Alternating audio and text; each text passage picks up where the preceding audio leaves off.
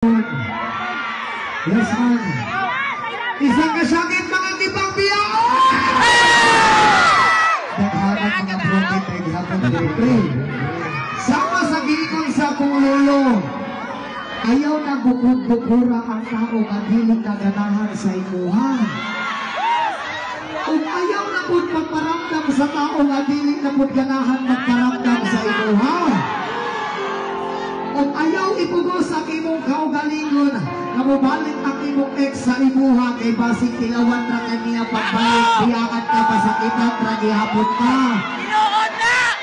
Muna ginayon, pakita o pagkong lalaki o babae nga maglaway-laway sa imuha.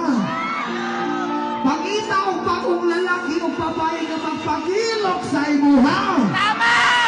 O pakita o pagkong lalaki o babae nga magbasak-basak sa imuha.